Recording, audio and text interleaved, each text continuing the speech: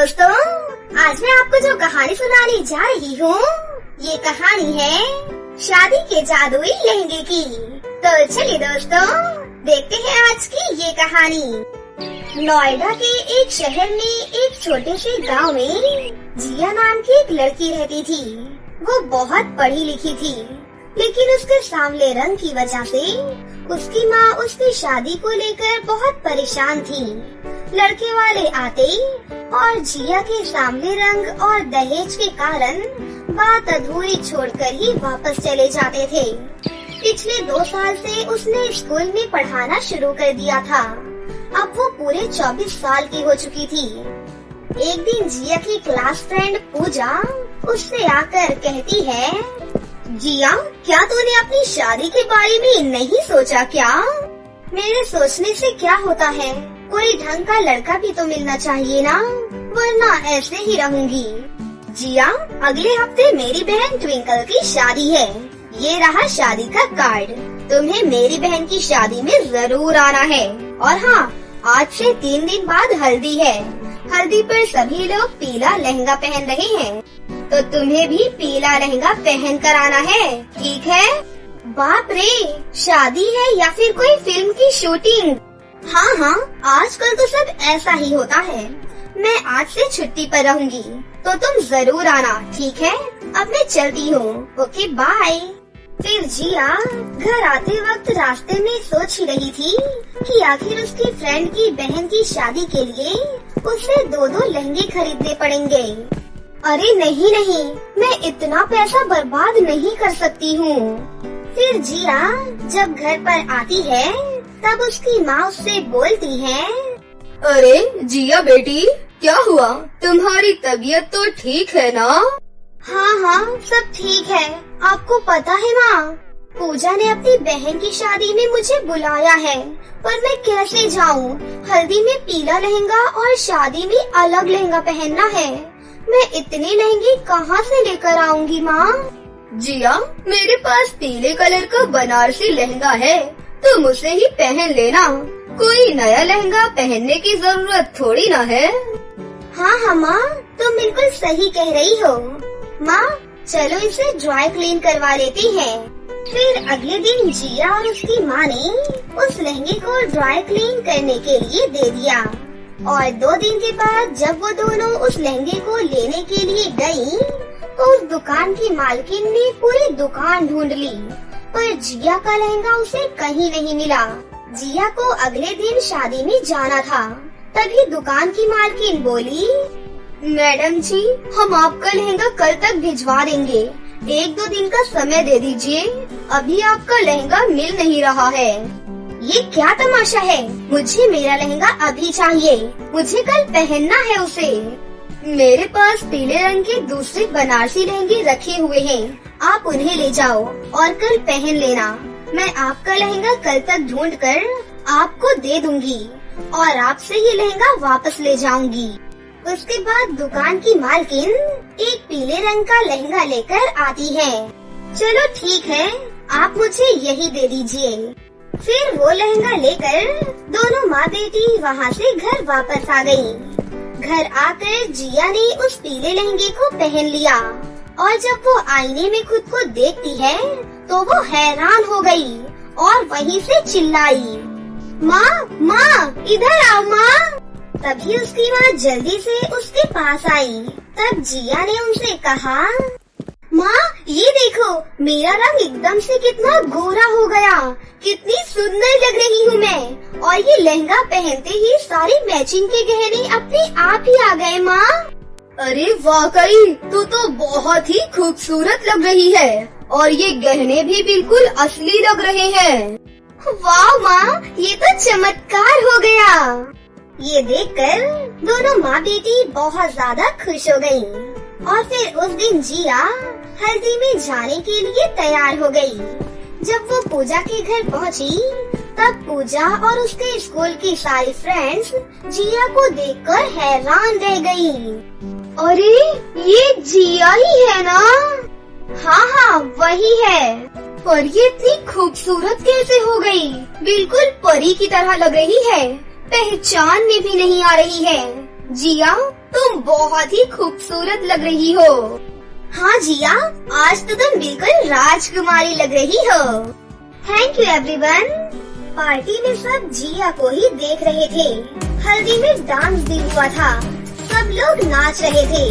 जिया ने भी आज दिल खोल कर डांस किया था। वहीं पर खड़ा पूजा का भाई लगातार जिया को ही देखे जा रहा था। ये बात जिया ने भी नोटिस की। फिर पार्टी खत्म हो गई और पार्टी खत्म होने के बाद जिया अपने घर आकर अपनी माँ से कहती है, माँ ये लहंगा तो जादुई है, मैं इसे वापस नहीं करूँगी। माँ मुझे ये लहंगा बहुत पसंद है। जिया, हमारा लहंगा मिल जाएगा, फिर वो कल हमारे लहंगे को भिजवा कर अपना लहंगा वापस ले जाएंगी। माँ तब की तब देखेंगे, अभी तो बस मुझे इसी लहंगे में रहना है। अगले दिन शादी थी और जिया शादी में जाने के लिए तैयार होने लगी कि तभी अचानक वो पीला लहंगा लाल लहंगे में बदल गया और जिया शादी में वही लाल लहंगा पहनकर चली जाती है। शादी में जिया को देखकर उसकी सब लोग खूब तारीफ करते हैं और यश तो उसे पूरी शादी में देखता ही रह जाता है। जिया वहाँ पर बहुत एंजॉय करती है। उसके बाद जिया घर वापस आ जाती है, लेकिन तभी वो लाल लहंगा फिर से पीले लहंगे में बदल जाता है। शादी के अगले दिन वो ड्राई क्लीन वाली जिया के घर आई और बोली, मैडम मैं आप लोगों से माफी चाहती हूँ, आपका लहंगा पता नहीं कहाँ चला गया। मैंने हर जगह ढूंढा और मुझे वो लहंगा कहीं भी नहीं मिला। आज तक कभी भी ऐसा नहीं हुआ है, पहली बार हुआ है। प्लीज आप इस बात का जिक्र किसी से ना कीजिएगा, वरना मेरी दुकान से लोगों का भरोसा उठ जाएगा। मैं आपको आपके लहंगे का हर्जाना देने के लिए तैयार हूँ। ठीक है, हमें कोई हर्जाना नहीं चाहिए। बदले में बस आपने जो लहंगा मुझे दिया है, वो लहंगा मुझे हमेशा के लिए दे दीजिए। ठीक है, आज से ये लहंगा आपका। जिया का तो मानो खुशी का ठिकाना ही नहीं रहा। अगले दिन जब जिया स्कूल पहुंची, तब पूजा ने उससे कहा, अरे जिया, तुम एकदम से इतनी गोरी कैसे हो गई? तुमने क्या लगाया था फेस पर? अरे वो सब छोड़ो, तुम्हारी बहन की शादी में बहुत मजा आया, बहुत अच्छा इंतजाम था। अच्छा सुनो तो, मेरा भाई यश तुमसे मिलना चाहता है। ये सुनकर जिया का दिल जोरों से धड़कने लगा और उसके गाल लाल हो गए। फिर भी उसने अनजान होते हुए पूजा से कहा, क्यों ऐसा क्या कर दिया है मैंने? क्यों मिलना चाहता है तुम्हारा भाई मुझसे? अब यार मुझे ये तो नहीं पता। चल ठीक है, तुम कहती हो तो रविवार को मैं उससे मिल लूंगी। फिर जिया और यश एक दूसरे से मिलते हैं। यश एक बहुत ही अच्छा लड़का था। जिया को भी यश बहुत पसंद आता है और उससे प्यार हो जाता है। फिर दोनों के घर वाले आपस में बात करके बड़े ही धूमधाम से उन दोनों की शादी करवा देते हैं और सभी हंसी खुशी से एक साथ रहने लगते हैं। एक बार की बात है, सिंड्रेला नाम की एक परी लोक में रहा करती थी। सिंड्रेला परी को पृथ्वी लोक पर घूमने जाना बहुत पसंद था, इसलिए वो अक्सर अपने परिलोक से पृथ्वी लोक पर घूमने आया करती थी। पृथ्वी पर आकर सिंड्रेला परी समंदर के किनारे बैठकर आराम करती थी। विशाल समंदर की आती जाती लहरों को देखना उसे बहुत अच्छा लगता था। फिर एक दिन सिंड्रेला परी की दोस्ती यश नाम के एक जल पुरुष से हो जाती है। दोनों रोजाना एक दूसरे से बातें किया करते थे। इसके बाद सिंड्रेला परी रोजाना पृथ्वी पर आती। फिर यश और सिंड्रेला दोनों साथ में बैठकर ढेर सारी बातें करते थे। इस तरह धीरे धीरे उन दोनों को एक दूसरे से प्यार हो जाता है और फिर वो दोनों शादी करने का फैसला करते हैं।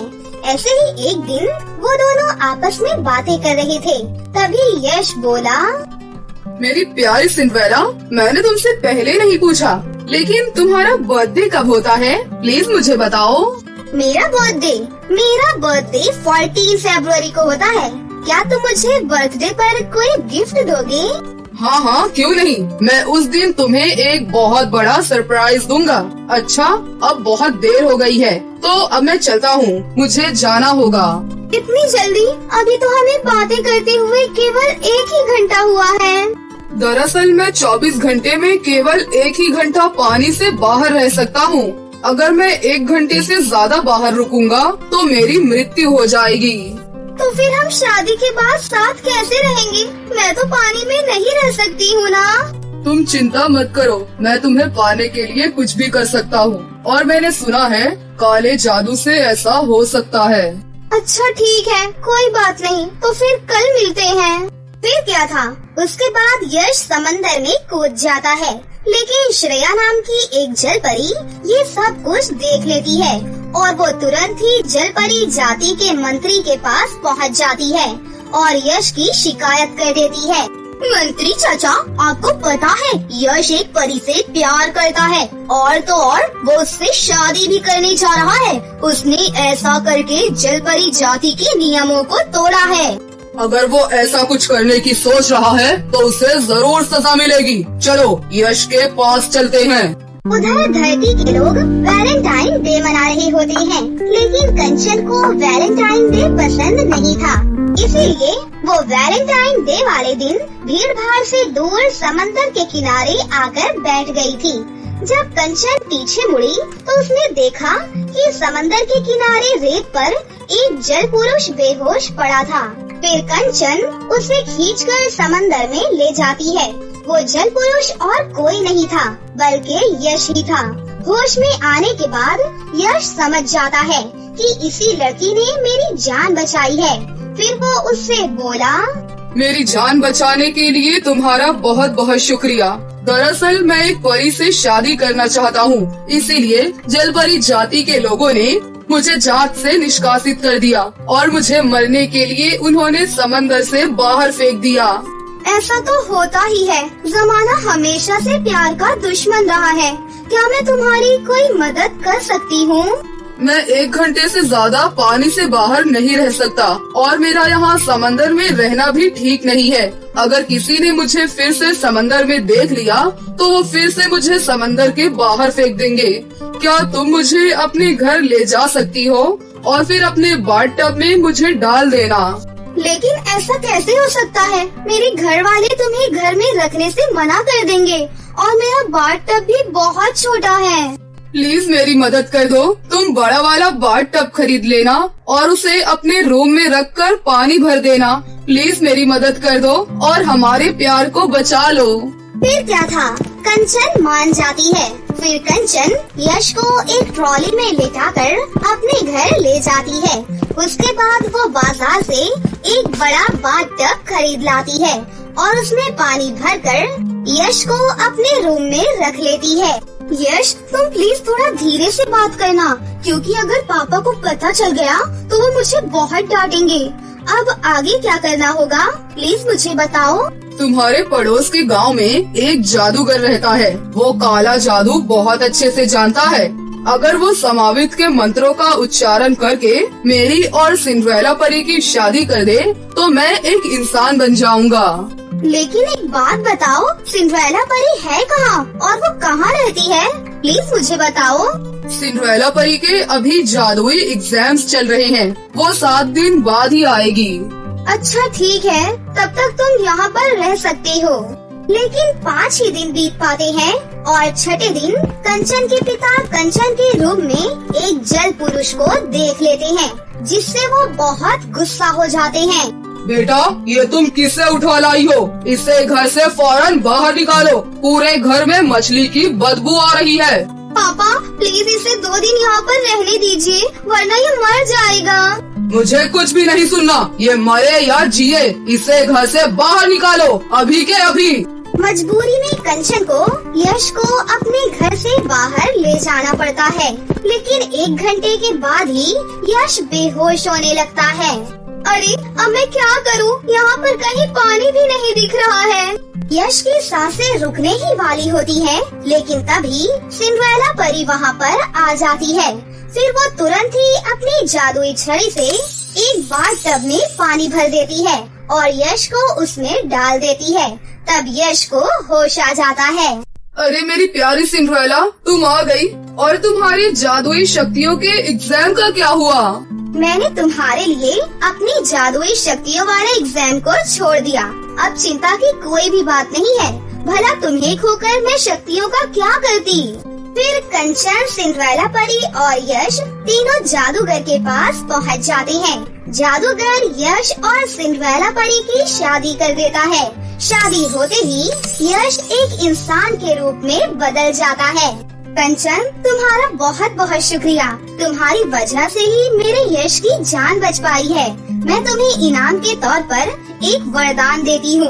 अब जब भी तुम हंसोगी, तुम्हारे मुंह से एक हीरा निकलेगा। जादुई वरदान पाकर कंचन बहुत खुश हो जाती है। फिर सिंड्रेला परी और यश परीलोक में जाकर एक साथ हंसी खुशी से रहने लगते हैं। बहुत समय पहले किसी गांव में पुष्पा नाम की एक औरत अपने 3 बेटे और 3 बहुओं के साथ रहती थी। पुष्पा की तीनों बहुएं बहुत ही आज्ञाकारी और सुशील थीं। साथ ही वो तीनों पुष्पा की बहुत सेवा करती थी। फिर कुछ समय बाद वो तीनों गर्भवती हो जाती हैं। दूसरी तरफ घर का बढ़ता खर्चा देख पुष्पा के तीनों बेटे ज्यादा पैसा कमाने के लिए शहर चले जाते हैं। अपने बेटों के जाते ही पुष्पा अपना असली रंग दिखाना शुरू कर देती है और अपनी बहुओं पर अत्याचार करने लगती है। दूसरी तरफ पुष्पा के तीनों बेटों को शहर में अच्छी नौकरी मिल जाती है और वो तीनों अपनी पत्नियों की अच्छी देखभाल के लिए सारी आमदनी पुष्पा के खाते में भेजना शुरू कर देते हैं। लेकिन पुष्पा उन पैसों को अपने स्वार्थ के लिए खर्च करने लगती है और बाजार से महंगी महंगी साड़ियाँ लाना शुरू कर देती है। फिर एक दिन, मम्मी जी, आज हम तीनों को डॉक्टर के पास अपना चेकअप कराने जाना है।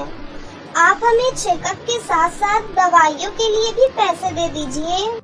अरे तुम तीनों तो जब देखो पैसे खर्च कराने के बहाने ढूंढती रहती हो। ये डॉक्टर लोग तुम जैसी औरतों को बेवकूफ बनाकर अपनी जेब भरते हैं। कोई जरूरत नहीं है डॉक्टर के पास जाने की। और वैसे भी पहले के जमाने में कोई औरत डॉक्टर के पास नहीं जाती थी। फिर भी उनके बच्चे हट्टे कट्टे पैदा होते थे। इसीलिए चुपचाप घर पर ही रहो। इस तरह पुष्पा अपनी तीनों बहुओं को डांटकर वहाँ से चली जाती है। अपनी सास के इस बुरे बर्ताव से तीनों लोगों को बहुत दुख होता है, लेकिन वो चुपचाप अपनी सास की कड़वी बातें सहन कर लेती है। दूसरी तरफ पुष्पा उन तीनों को खाने के लिए अच्छा खाना भी नहीं देती थी, जिस वजह से धीरे धीरे वो तीनों कमजोर पड़ने लगती हैं। फिर एक दिन उन तीनों की हालत देख पड़ोस में रहने वाली नरमा नाम की औरत से रहा नहीं जाता और वो पुष्पा से कहती है, अरे पुष्पा बहन, तुमने अपनी तीनों बहुओं का क्या हाल बना रखा है। ये तीनों तो दिन ब दिन कांटे की तरह सूखती जा रही हैं। तुम इन्हें सही समय पर डॉक्टर के पास ले जाया करो, वरना लेने के देने पड़ जाएंगे। देख नरमा, तू अपने काम से काम रख। इस तरह कोई मेरे घर पर ताक झांक करे, ये मुझे बिल्कुल पसंद नहीं है।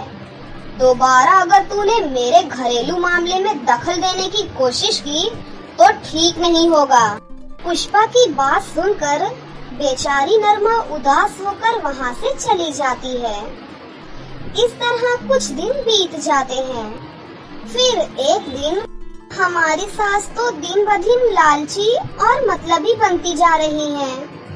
हमारे पति जो पैसे भेजते हैं, हमारी सास वो सारे पैसे अपने पास रख लेती हैं और हमें फूटी कौड़ी भी नहीं देती।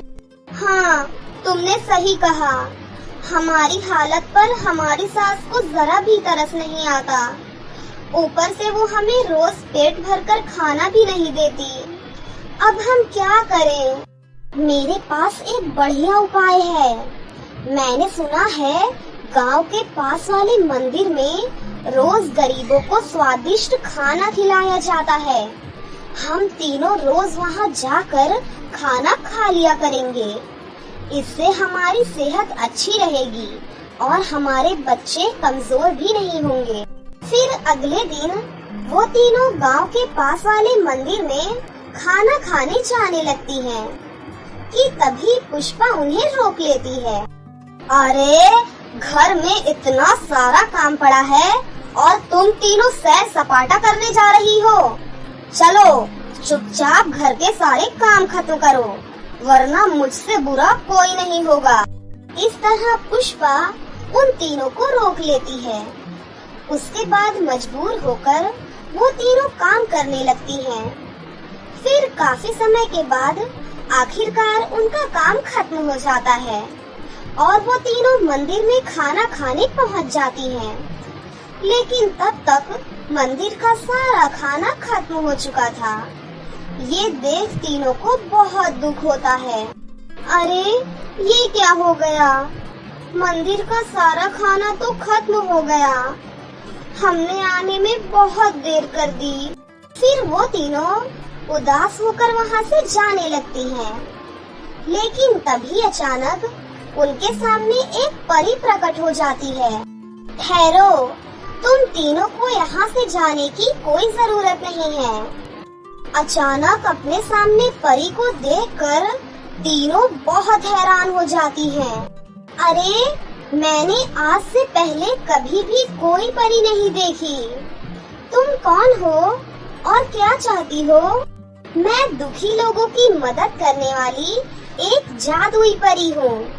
मैं अपनी दिव्य शक्ति से तुम तीनों के बारे में सब कुछ जान गई हूँ। तुम्हारी सास बहुत बुरी है और इस हालत में भी तुम तीनों के ऊपर हमेशा अत्याचार करती है। लेकिन चिंता मत करो, मैं तुम तीनों के सारे दुख दूर कर दूंगी। उसके बाद परी उन तीनों को 3 जादुई छड़ी दे देती है। इन जादुई छड़ी की मदद से तुम तीनों अपनी हर इच्छा पूरी कर सकती हो। सबसे पहले तुम तीनों अपने लिए एक सुंदर सा घर बनाकर तैयार कर लो, ताकि तुम्हें अपनी चांडाल सास के साथ ना रहना पड़े। इतना कहकर परी वहाँ से गायब हो जाती है। उसके बाद वो तीनों बहुएं अपनी जादुई छड़ी की शक्ति से अपने लिए एक आलीशान घर बनाकर तैयार कर देती हैं। अरे वाह, ये तो कमाल हो गया। ये घर तो बहुत खूबसूरत है। उसके बाद वो तीनों जादुई छड़ी की शक्ति से उस घर में सुख सुविधा की सारी चीजें प्रकट कर लेती हैं। अब ये घर सुख सुविधा से पूरी तरह परिपूर्ण हो गया है। अब हमें यहाँ किसी प्रकार की कोई तकलीफ नहीं होगी। इसीलिए हम तीनों को अपने पतियों को यहाँ बुला लेना चाहिए। उसके बाद वो तीनों अपनी जादुई छड़ी की शक्ति से वहाँ एक उड़ने वाली जादुई कालीन प्रकट कर लेती हैं और उस पर बैठकर हवा में उड़ती हुई अपने पतियों के पास पहुँच जाती हैं और उन्हें पुष्पा के अत्याचारों के बारे में सब कुछ बता देती हैं। अपनी माँ पुष्पा की हरकतों के बारे में सुनकर तीनों बेटे उससे नफरत करने लगते हैं। हमारी माँ इतनी बुरी है, हमें ये नहीं पता था। सच में उसने तुम तीनों पर बहुत अत्याचार किए हैं। अब हम अपनी माँ के साथ बिल्कुल नहीं रहेंगे।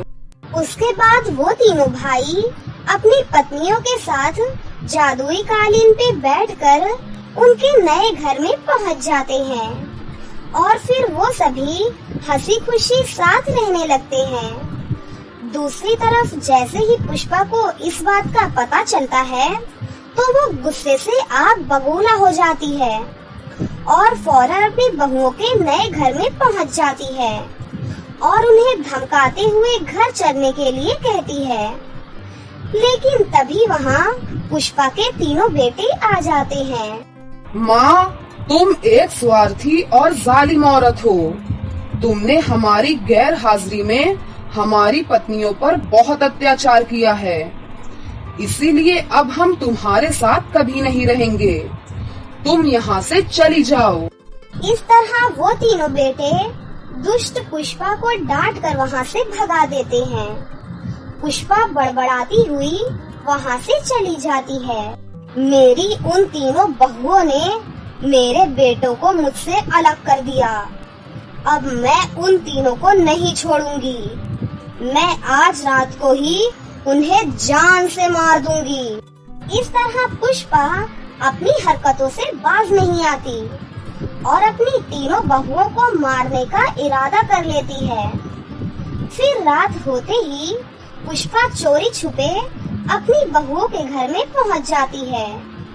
तभी उसे उन तीनों की चमत्कारी जादुई छड़ी दिखाई देती है। लगता है इन तीनों चुड़ैलों को इसी जादुई छड़ी से शक्ति मिलती है। इनकी जादुई छड़ी की मदद से मैं बहुत अमीर बन सकती हूँ। लेकिन सबसे पहले मैं इन तीनों का खात्मा करूँगी। इतना कहकर पुष्पा एक जादुई छड़ी उठा लेती है। चलो जादुई छड़ी, जल्दी से मेरी इन तीनों बहुओं को जलाकर राख कर दो। पुष्पा के इतना कहते ही जादुई छड़ी से आग बाहर निकलने लगती है। ये देख पुष्पा बहुत खुश होती है, लेकिन अगले ही पल वो आग पुष्पा के बालों पर जा गिरती है, जिस वजह से पुष्पा के बाल जलने लगते हैं। अरे मर गई रे, ये क्या हो गया?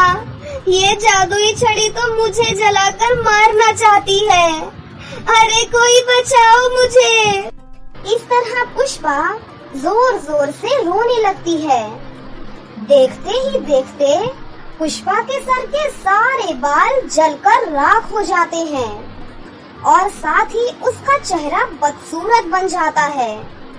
तभी उस जादुई छड़ी से एक आवाज आती है, मैं तुझे बचने का एक मौका दे रही हूँ। चल भाग जा यहाँ से, वरना मैं तुझे पूरी तरह जलाकर राख कर दूंगी। नहीं नहीं नहीं, मुझे कुछ मत करना। मुझे मेरी गलती का सबक मिल गया है। मैं यहाँ से जा रही हूँ। इस तरह पुष्पा बुरी तरह डर जाती है और हमेशा के लिए गांव छोड़कर भाग जाती है। फिर कुछ समय बाद पुष्पा की तीनों बहुएं 3 खूबसूरत बच्चों को जन्म देती हैं और अपने परिवार के साथ हंसी खुशी अपनी जिंदगी जीने लगती हैं।